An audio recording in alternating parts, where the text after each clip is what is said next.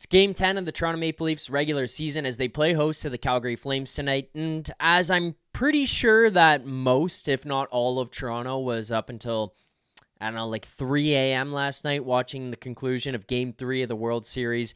That was 18 innings long.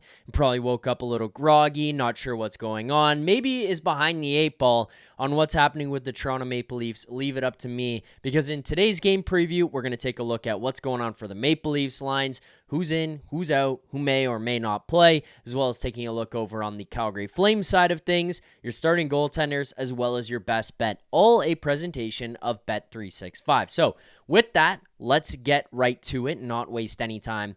First of all, taking a look at your starting lineup for the Toronto Maple Leafs. Now, you will notice here over at Daily Faceoff, there is a little yellow caution sign over the name of William Nylander, and that is because he is still a game-time decision for tonight's game. It sounds like basically, by all accounts, he needs to be at 100% if they're going to let him go. They don't want to just put him in and say, hey, you know what? Go for it. Why don't you give it a shot, even if you're not right back?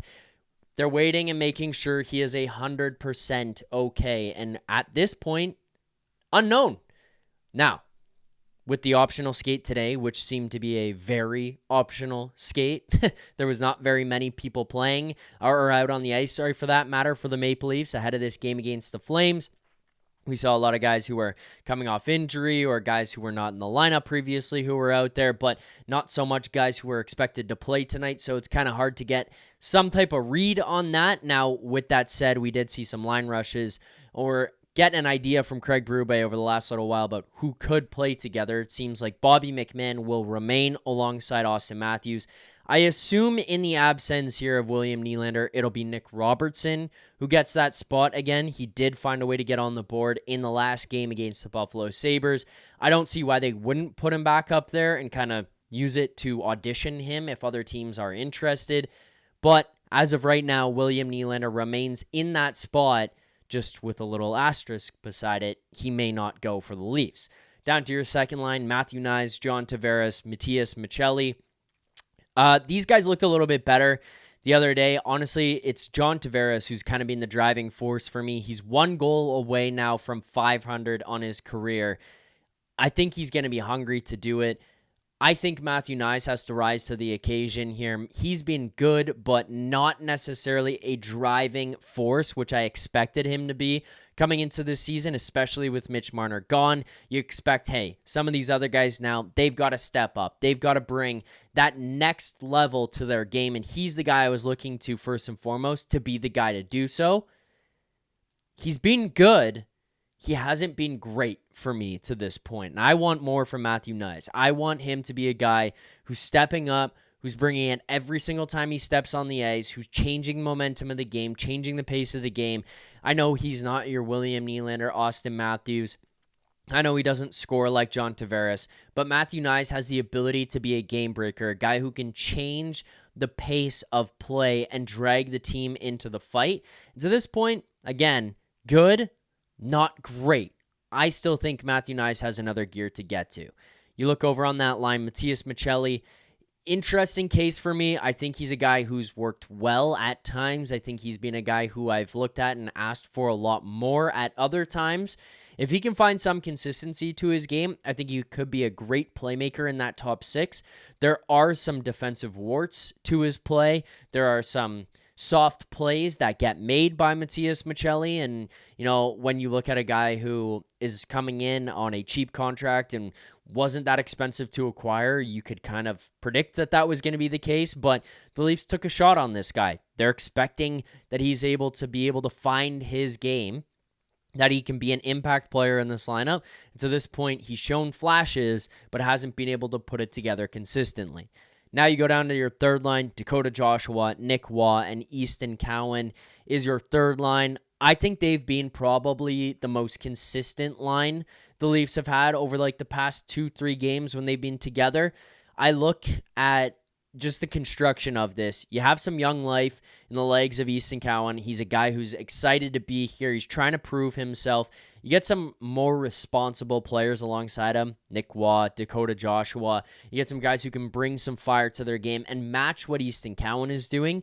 You look at those two guys, they've struggled so far to start this season to find some chemistry and consistency themselves.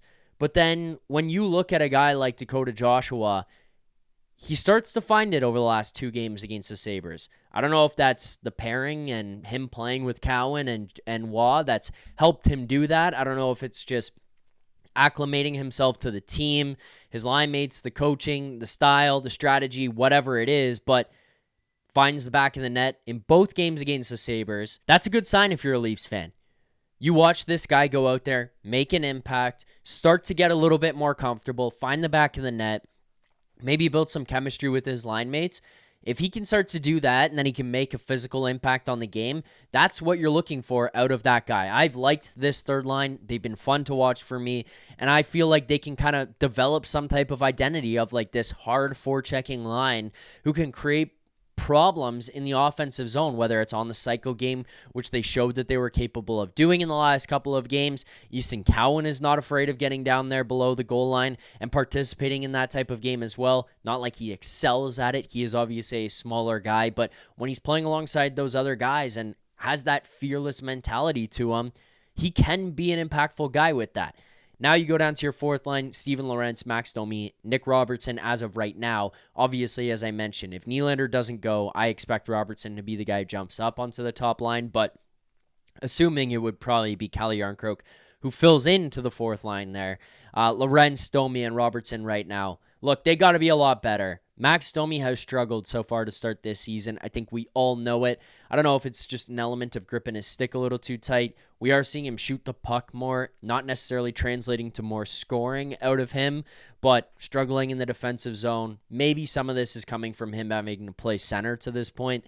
Scott Laughton obviously would be a welcome addition back into this lineup, but they just have to be better. I don't know what it is that it's going to take to do so. They have to be better, though. Those are your forward lines for tonight's Maple Leafs. If you look over at the defensive pairings, very similar to what we've had over the last little while. Benoit, McCabe go together. Morgan Rielly, Philippe Myers, OEL, Brandon Carlo. Now, defensively, the most fire we've seen out of this group was Jake McCabe last game. Brandon Carlo, I want a lot more out of. OEL, I think, can match that level that McCabe had. And if those two guys can do it, I think it drags Benoit into that fight with them. And then I think it also just elevates the play of Brandon Carlo. Not necessarily that he goes out there and he goes nuts and he's punching guys' heads in and just beating the wheels off of guys, but just being more physical, being more confident, winning battles more frequently. You're without Chris Tanev here. Major piece of this defensive core. It changes how everything else looks. That's a struggle. Like, that's tough to have him out. He's the captain of your defensive group, if you really want to look at it that way. He is the 1-1 of your D group, but Jake McCabe is stepping up in that absence. I kind of respect that out of him. I think that the fire he showed in the fight against Alex Tuch and the hit he laid on Bowen Byram was something this team has needed.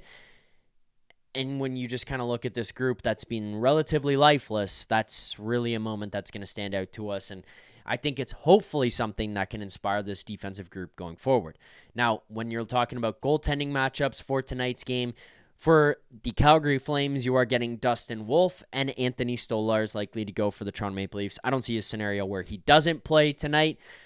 This is kind of funny to me because this is a battle of goaltenders who have called out their teams recently. It started with Anthony Stolarz calling out William Nylander and saying, hey, you know what?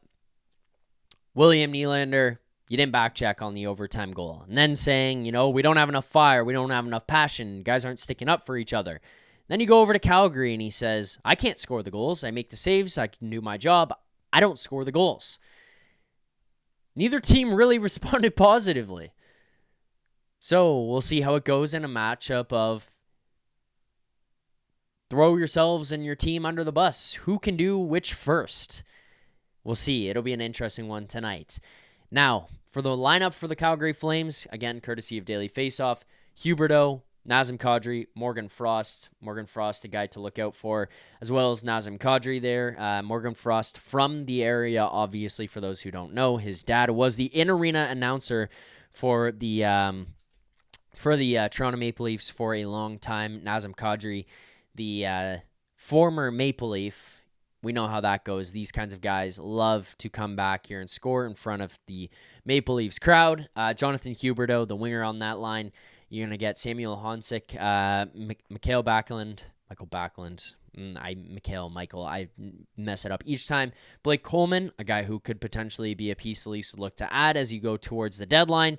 Sharon Govich, Connor Zary, Joel Farabee on the third line for the Flames, and then Ryan Lomberg, Justin Kirkland, and Matt Coronado, who slots back in here, looks like, for the Calgary Flames tonight ahead of their matchup against the Leafs. Coronado was obviously scratched the other day in one of their better goal scorers, but was asked more of from Ryan Huska recently. Those are your forward lines for the Calgary Flames. Now, jumping on over to what we have for our best bet, and for those who aren't sure where we're at, 6-7 record on the season. We did have a parlay for the watch along on Saturday night against the Buffalo Sabres.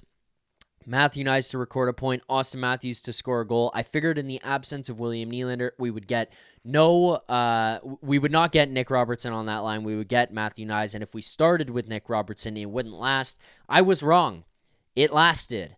Matthews did not score. Thankfully, in overtime, Knies gets an assist on the John Tavares goal to win that one, but loses our parlay. We went small on that one, $25. We lose. We're now down to $210 of profit on the season. That would be profit of 2.1 units.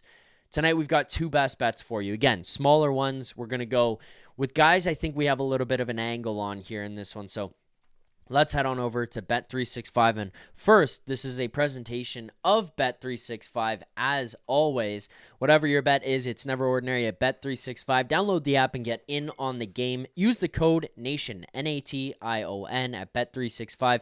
Must be 19 or older, Ontario only. Please play responsibly.